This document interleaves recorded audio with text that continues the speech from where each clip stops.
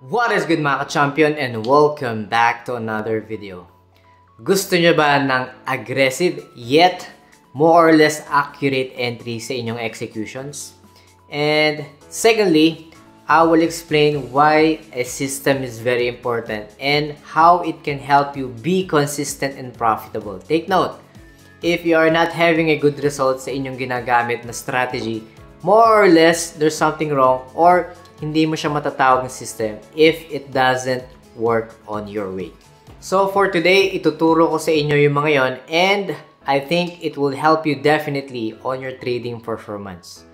Nga pala, so if you want to be part of our growing TFP VIP Champions community, you may want to check out our 90-day one-on-one mentorship program. So without further ado, let's get straight to our charts. Alright, so what do we have here? Okay, so I'll demonstrate here ano nga ba yung sinasabi kong aggressive yet more or less accurate entry sa pag-execute natin ng trade. Okay, so I'll demonstrate from my recent trade from GBP USD or pound dollar. And whenever I trade any currency pairs incorporating US dollar, I always try to make sure na meron akong point of view kung ano yung direction niya. So, let me just pull out yung ating DXY, which is the symbol for our dollar index. Okay? And take note, correlation-wise, okay, I already have taught this before, but take note, this is just a guide. Don't take correlation literally na kung ano yung direction ng isa may be on the same direction or inversely proportional. Take note that from GBP USD, ang ating US dollar is the quote currency, which means more or less they should be inversely proportional o kabaliktaran. Okay, so it is quite evident naman dito sa chart na kung makikita nyo, whenever the pound dollar, okay, currency pair chart is going up, yung ating DXY or dollar index is going down. Kasi bakit? Basic correlation lang naman. Since we have currency pair, yung ating base, di ba, yung GBP is our base currency. Meaning, siya yung reference ng chart. So, during this time, GBP is strong. Okay? And obviously, inversely proportional against dollar, which means in US dollar is weak during that time. Kaya kung makita nyo yung DXY, it's going against yung trend ng GBP USD. So, again, there are some times that out of fundamental factors affecting yung currency pair na to, may not be always inversely proportional. Meron ding directly proportional at some certain period. Like gold, di ba? So, we all know gold is trading against dollar. So, that is why, in general, gold and dollar is inversely proportional, obviously. Okay? So, again, aware tayo na they are correlated inversely proportional in terms of structure. Okay? So, again, kung makita nyo, while GBP/USD is going down, okay, yung ating index is slightly going up kasi it correlates dito sa ating current past candles. Okay? So, let me just remove the DXY. So, you can use DXY para mas magkaroon pa kayo ng multiple opportunities. Kasi bakit? Anything related to dollar, okay, you can either trade directly, okay, or indirectly. Ibig sabihin yan, inversely proportional or directly proportional dun sa ating index. Okay? So ngayon, ano yung sinasabi ko dito? And sabi ko at my second point na why system is very important. Take note, system is used for you to become consistent. More like a mechanical system in my approach. Kasi bakit? Kapag nakikita mo siya ng paulit-ulit at ginagamit mo ng paulit-ulit and provided you a smaller variation in terms of results, okay, it may not be accurate na kailangan ganito lagi yung risk relation na kinikita mo or kailangan lagi kang wins. Okay, I didn't say that I always win sa market, but there are days talaga na losses are inevitable. In general naman, kahit sa naman, diba? Businesses, trading, losses are inevitable kasi nga there are other factors outside technicals na hindi mo control, na hindi natin control. Okay? So, going back sa charts natin, makita natin that obviously from the past, meron tayong bull run, di ba? So, ito yun. From your market structure, low, high, higher, low, higher, high, higher, low, higher, high. It's standard, okay? Obvious naman yan na it's quite basic that we have this group ng uptrend, okay? And after that, nagkaroon tayo ng strong impulse down. So, dito magmamatter yung majority concept na iniisip ng lahat na trend is your friend concept. I always don't believe that. Tandaan nyo, hindi ako lagi naniniwala dun sa trend is your friend concept, and most likely people are losing because of literally following that concept. Okay, so take note that even though na downtrend ito, that doesn't mean that I'm going to sell, kasi by structure kung makikita natin, di ba, from the left. Okay, kaya tandaan nyo guys, don't take literally sinasabi na iba na trend is your friend. Kung ano yung trend, just go along with the wave. Okay, so ito kung titignan yung daily chart, di ba, downtrend, and kung bababa kayo ng time frame, which is yung mostly tinitignan ng majority agad, okay, lower time frame, pag tingin sa chart nyo, uy, downtrend, so definitely most people will look for a sell opportunity, which I think hindi naman laging correct na ganun, okay? You can ride along with the wave or the trend, but take note that the portion na nakita nyo may only be part ng bigger structure. Kaya nga, always start from the higher structure down. Okay? So, multi-time frame analysis, top-down analysis process is very important. So, aware ako that even though puro selling pressure signals to, di ba? Kasi mahaba yung sa taas, and that explains na merong momentum of sellers pulling down sa market. Okay? But it is quite evident na ang market ngayon is sitting within the range ng support, okay, or buyer's area. Kasi kung ipa-plot ko nga yung ating support zone, and paano nga natin i-plot yun? Plot those common points na tinatamaan ng majority, okay, and get the highs and lows, okay. So obviously, yung pinaka-highest dito, okay, it may not be all, but more or less at least 2 points above. Okay? So, let's take this for example. Itong area na to. So, ibig sabihin, ang pinaka-highest dito na point na pwedeng tamaan is this area. Okay? So, I can use that as an initial range for my support. Okay, ito. Kapalan ko na lang para ma-visualize. Okay? And the lowest is obviously itong structure na yan. So, meaning, ganyan kakapal yung aking support level at this period.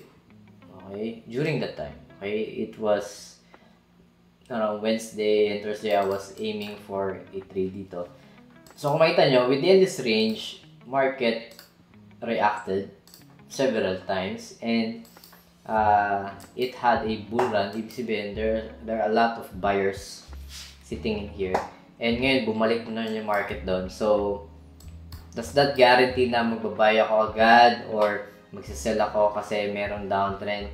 Again, the lower time frame will matter ngayon doon sa execution mo, okay? And take note, I was just aiming for short-term trade, okay? Although setup-wise, medyo matagal-tagal, but again, 10% execution, 90% waiting. That is the discipline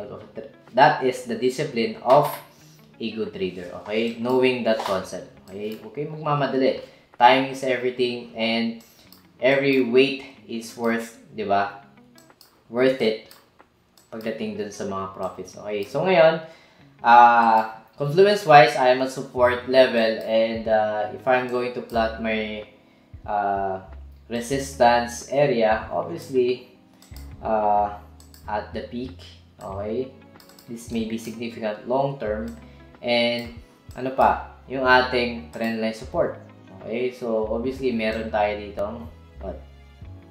anchor point na pwedeng i-connect. Okay, but take note, everything na nangyayari ngayon, okay, is not a good swing setup. Kasi bakit? It doesn't satisfy yung system rules pagdating sa swing perspective. May it be selling or may it be buying. Kasi bakit? Kung buying ako, I must be above at least 2 confluences above trendline support, which is not, and above horizontal support. and counter trendline resistance. So ngayon, nagtatalo yung dalawang level, di ba? Trend support, I am down, and horizontal support, I am above. So meaning, I do have this space, di ba, na pwede kong i-trade short term. That's why I was aiming for short term trade. If this is really a buy opportunity, I could have traded within this range. Since nasa daily ako, meaning sa lower time ko, medyo malawak-lawak pa yung pwedeng takboy ng price. Okay? So ngayon, let's remove this trend support since it's not significant yet, since I'm not aiming for swing trade. Okay? So, aware tayo that I am support level. Anong gagawin ko dito ngayon? Okay? Again, use the previous daily high and low. Okay? Just as a reference. Okay? So, alam natin yan yung red lines na yan ay yung ating previous daily high and low. Okay? But since I'm aiming for short term, punta tayo ng lower time frame to see more structures, di ba? So, ngayon, ano nakikita natin? Okay? Meron ako dito, downtrend. And ngayon, yung current price is nagpapabalik-balik sa certain level of support, di ba? Logically, meron tayong logical support here. Okay, it doesn't have to be exact, but you get the point. This is my logical support level. Okay, so ngayon, bakit importante yung system? Kasi bakit? If you're going to aim for a long position, okay, you must be able to break through the opposite momentum, which is sellers. So at this point sa lower time frame, okay, ano ba yung pinaka-latest na opposite momentum na candlestick, 'di ba? Bearish candle, which is itong dalawang black candles represented by these two candles. So ibig sabihin yan, ano ba yung pinaka highest bearish candle na I have to break through para masabi ko na I will buy and exceed this level of sellers. So which means yung 4-hour time frame to will be relevant para sa lower time frame opportunity ko kasi yung peak nitong bearish candle, that will serve as my decision point if I'm really going to buy or not. Okay, kasi bakit? As a buyer, I have to break through this seller's momentum, which is this candlestick, bearish candlestick from this point of view. Okay, so ibig sabihin yan, kailangan mabasag yan. Yun lang naman ang sinasabi ko.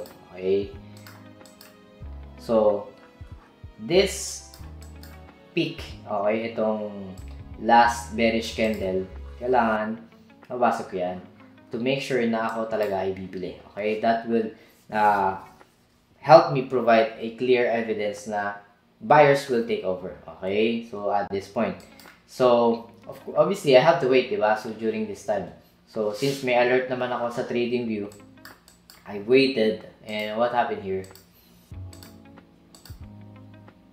Okay, alright, okay, so at this point, kung makita nyo, diba, meron pang reactions dito, momentum ng sellers. Okay, so that means that sellers are still taking over during this period. Unfortunately, naka-recover yung buyers slowly, and then suddenly nagkaroon tayo ng strong impulsive move, breaking through our yung previous 4-hour. Take note, this is my previous 4H high, okay, from the bearish candle, which is the opposite momentum ng buyers. Okay, so kaya kailangan mabasa ko yan, and since the market did break itong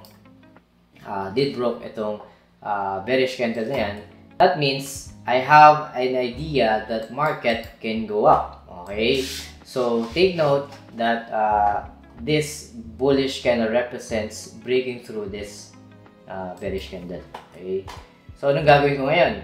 Tandaan nyo yung structure na to. So obviously, kung makikita natin, meron tayong downtrend and then suddenly an impulse. Okay, so that time I went to a lower time frame para mas makikita pa ng structure, and to add more confluences dun sa magiging decision making sa lower time frame. Okay, yun nga yung importance ng sequence. Okay, so anong gagawin ko? I went down sa 1 hour to see more structures. Okay, now this will totally make sense kasi bakit? This looks familiar, di ba? So yung sinasabi ko na importance ng system is when you have a photographic memory of what happened from the past, okay, at nakita mo na yon and it looks familiar, more or less, you will be able to predict ano yung possibly anong next move ng market, okay?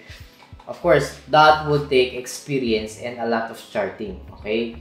So, yun yung importance na pag may sistema ka at alam mo na yung gagawin mo sa ganitong scenario, it will provide you more or less the same results na nangyari noon, which is winning, okay? Kung winning nga yun, okay? So, ngayon, anong gagawin ko? I will add more confluences na dito. Kasi bakit? Dito na papasok yung ating TFP Warrior System rules pagdating sa execution. Okay? So, take note that yung ating previous 4-hour high na nabasag will serve as our support. Okay? So, ano pang confluence na pwedeng i-add? Diyan na papasok yung ating trend lines. Okay? So, just add your trend lines from 2 points at least. Okay? From structure na yan. So, ano makikita nyo? This already satisfied yung aking TFP Warrior buying opportunity pagdating sa HPT. So, ibig sabihin yan, my HPT more or less would probably, I must be above horizontal support, I must be above counter trend line support, counter trend line resistance, and I must be above trend line support, which it didn't happen yet. So, ibig sabihin yan, I must have at least a pullback, okay? And ang hanapin ko dapat dyan is a pin bar to make sure na yun yung anchor ko as a trend line support, diba? And as HPT, that would be my high probability trade area for buying opportunity. So, alam na yun ng mga avid followers or subscribers ko from a buying perspective setup. I must be above nito. I must be above ng horizontal support. And I must be above nitong trend line support. Okay, so which means HPT zone mo more or less is like that. So as long as you're above at least 2 confluences, then you're good to go. Okay, so ngayon, I'm just waiting for a pullback kasi bakit? We always want to buy at a discount. Okay, so I've waited. Okay, tandaan nyo guys, bakit puro waiting? Kasi yun yung quality setup. It's worth the wait, di ba? Rather than always aiming for a rush trade that always stress you out pagdating sa execution kasi masyado kayo nagmamadali. And most of the time, talagang impulsive na yung nagiging decision rather than being logical. Okay? So ngayon, I want to buy cheaper. Okay? Saan yun? Dito sa previous 4-hour high ko, that will act now as my support. And at least anchor for my trend line support para mas maging convincing. Okay? So, ano nangyari dito?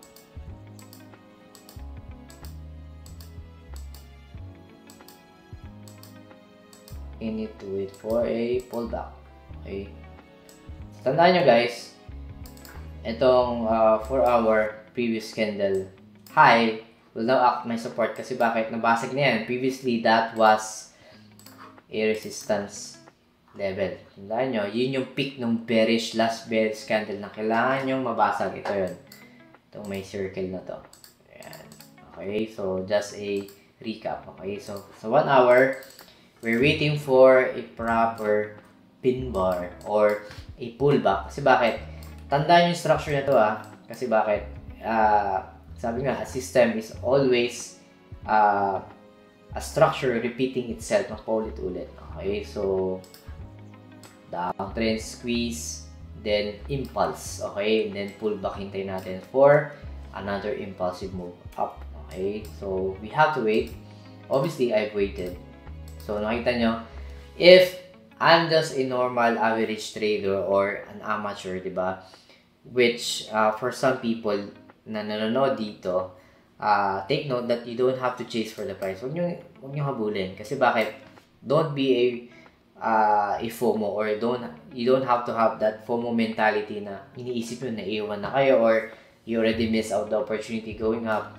Market by nature corrects itself before a huge pump. Okay? So, yun yung kailangan natin maintindihan. So, what happened here? I need a pin bar. So may pin bar, but again, we want more accuracy, sabi ko nga. So although this can be a good spot, so I want to at least react dito kasi this is my logical support pagdating dun sa last bearish candle. Okay? Ayun. Okay? So ibig sabihin, we have a pin bar. So I can now use this as anchor for my support, diba? So since hourly time frame to, I still have more time to react rather than just 1 minute trading na nag-iisip ka pala gumagalaw na yung price. So tandaan nyo guys, lower time frame, too much lower time frame like 1 minute, masyado ng maraming noise and gives false signals. Okay? So ngayon, ano makita nyo, diba? We are on the right spot. We are on a high probability trade entry. Okay? Does that mean na mag-entry na ako right away? And ano nga ba yung sinasabi kong aggressive entry? Okay? Tuturo ko yun. Aggressive entry, yet more or less accurate. Okay? So, yan yung ating HPT buy setup. Okay? Bakit siya HPT? Sabi sa rule, I already have broken tong trendline resistance, which is I am now above. I have broke through this horizontal support, which I am now above, and I am also above trendline support. So this satisfies yung tinutumbok nating area for buying opportunity. So ngayon, ano yung sinasabi ko na aggressive entry? Since nasa 1 hour ako, di ba? Usually pag short-term trade, ang execution ko is nasa 5 minutes. Okay? Do I have to go down sa 5 minutes? Okay? Yes. And pag entry, normally aggressive wise, I use pending order, which is yung limit order, buy limit order. And take note, buy limit orders are executed below current price. Okay? So may lesson ako niyan. You may want to check out my past videos, how to use limit orders. Okay? So I use limit orders, and paano yun?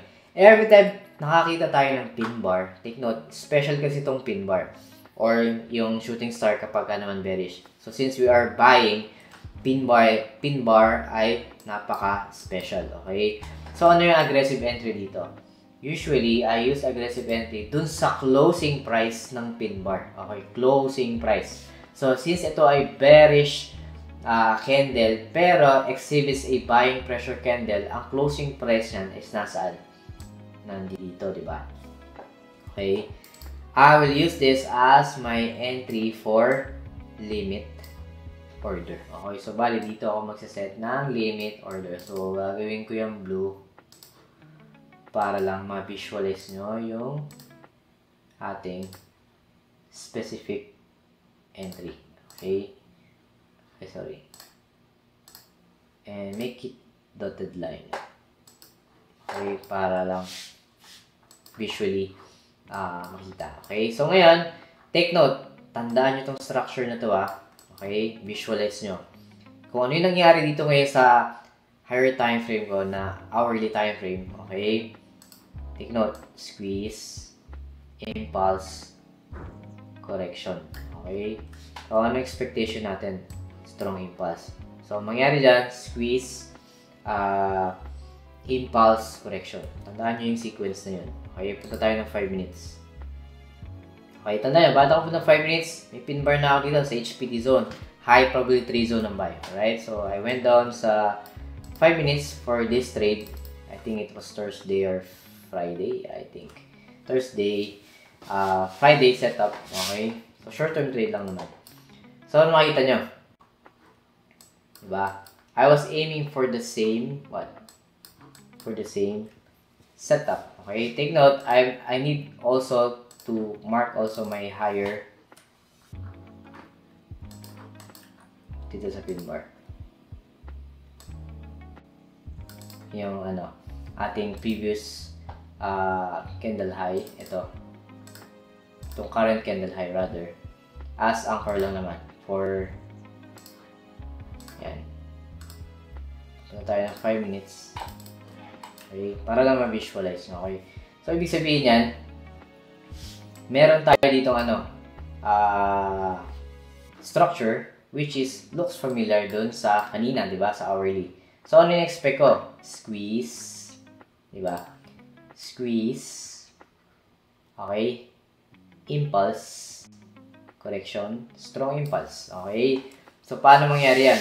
I have to add confluences. Same rules. Diba? Nakita nyo? Kung anong ginagawa ko sa 1 hour kanina, even sa daily, 4 hours, ganun yung gagawin ko. But, take note, since may pin bar tayo, we are expecting what? A strong impulsive move. Okay? So, I have to make sure na I must be above muna nito. Okay?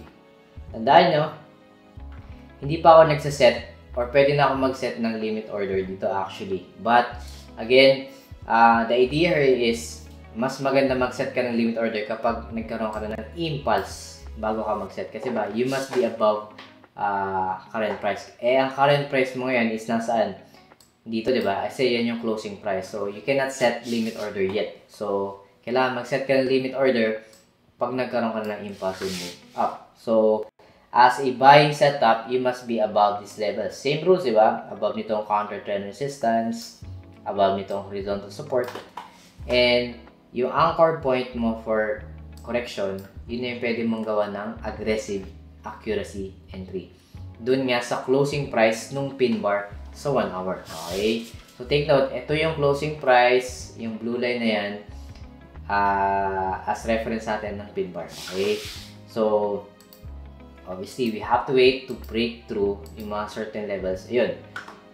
We already have a break. Okay? And, we need to have a correction. So, ibig sabihin, let's see what happens sa next candle.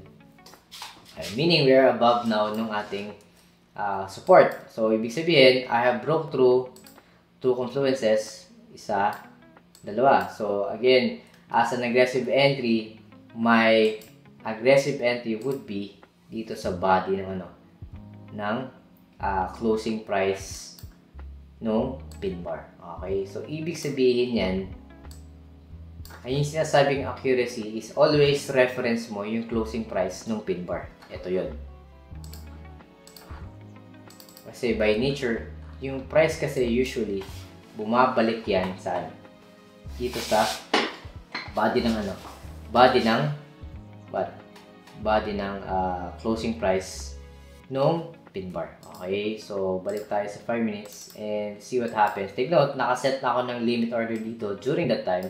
And of course, yung ating stop loss must be slightly lower nung ating structure. Okay, so again, our setup would be like this. And saan tayo maglalagay ng take profit? Lagay mo lang sa peak. Okay? At least 1:3. Ayan, meron tayong 1:3 setup, which is our standard less greed approach. Okay? So, you can go up sa higher time frames. Same structure lang din naman yan. Balik ka sa slightly higher. Yun din, di ba? Yung peak nun. Okay, so balik tayo na 5 minutes. See what happens. Okay? So, take note, buy limit is always set below current price. So, yung current price natin sa taas, we can already set yung limit order coming from the body closing price no pin bar. Okay? See. From this point, you could have already triggered yung yung entry. So, that time, I was triggered dahil nga dun sa limit order, pending order. So, again, means it's already running trade. See what happens next. Okay? So, meaning, it goes deeper, but ang point dyan, accuracy-wise, diba, pumunta siya dun sa body ng closing price ng pin bar. Okay? Okay, even deeper, but again, what do we expect? Siyempre, after the impulse correction, strong impulse, kasi that is the cycle nung setup natin for this water system, diba? Squeeze, impulse, correction. Okay, so what happened here? So, dito pa lang, nag-take profit na. So, 1-3 setup, if I'm not mistaken, dun nga sa actual short-term trade. Last week, okay, which is around Thursday or Friday. Okay, so again, ano makikita niyo dito? The importance of the system is kung mabivisualize nyo, diba? Anong itsura nito versus sa 1 hour? Diba? Pareho. Makita nyo. So that's the importance of having a photographic memory dun sa system na what made me win dun sa previous trade or past trade. Okay, pag nakita ko yung ganun setup, more or less, it's the same result. Okay, kasi bakit? That is how system works. The system works ng paulit-ulit and making you consistent dun sa inyong magiging future trades. Okay? And pagdating naman dun sa aggressive accuracy as a review, di ba? Dun tayo saan? Normally, price react dun sa body ng closing price ng ng pin bar. Okay? So baka sabihin nyo is chamba lang yon or kung ano man. Take note. Okay? So we have here pin bar again. Okay, para lang ma-visualize nyo, I will make a separate video for this, di ba? Yung mga aggressive accuracy entry. So makita nyo saan nag-react yung ating price sa pin bar, closing price, di ba ito? Okay, so baka sabihin nyo, hindi, isa lang yan. Okay, check nyo yung iba, di ba? Check nyo yung ibang structure ng candle. Okay, let's see. Diba? Pin bar, same. Okay, hanap pa tayo ng pin bar. See, pin bar, closing price. Okay, ito. Diba? Bumabalik siya dun sa closing price ng pin bar. Okay? Yun yung pwede nyo gawing aggressive entry. Ano pa? Ito. Diba? Saan bumabalik or nagko-correct yung market? Diba? Sa ating closing price. Okay? So, meaning, kung ikaw ay nasa higher time frame, like 1 hour, no need na intayin candle per candle. You can aggressively mark itong closing price ng pin bar and hintayin mo lang hintayin mo lang magkaroon ng break based sa rules, diba? Nung iyong confluences levels, then set ka ng pending order. Okay? And that would more or less provide you an accuracy pagdating sa entry. Alright? So, again, I hope you get the point of what I'm saying pagdating dito sa accuracy, aggressive entry. But take note, it should always satisfy yung inyong system rules. And take note, pagdating sa consistency, always try to make sure na kung ano yung ginagawa sa higher time frame, yun yung gagawin sa lower time frame. And more or less, magkatulad lang yan ng na itsura. Alright? So that will be it for today.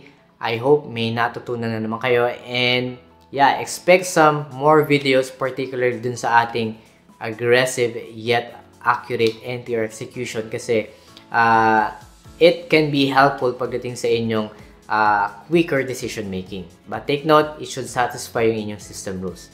Okay?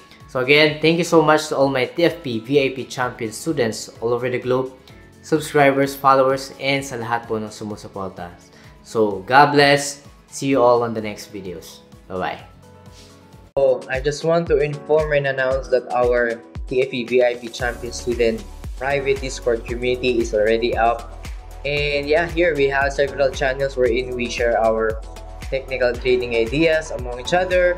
And of course, we also have our weekly trade ideas para sa ating mga weekly forecast para sa mga currency pairs and some announcement section. And of course, since tayo ay global, of course, we have other students as well na galing sa mga ibang bansa overseas. So here we introduce ourselves and introduce kung saan tayo galing, sa bansa tayo ngayon, OFW man o hindi. But nevertheless, this is a healthy community para mag-share ng mga trading ideas para sa inyo guys.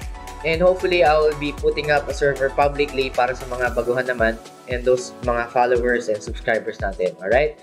So, yeah, this is just a minor announcement and hopefully, guys, you can join us and make this community grow lalo na sa ating mga estudyante nag-aaral. Alright, guys? So, mga baguhan pa lang. But nevertheless, everyone here wants to learn, wants to make profit from the market. But as much as possible, we're all equal in the eyes of the market. Alright guys, so that would be it. So yun lang, and thank you very much. Alright, bye bye.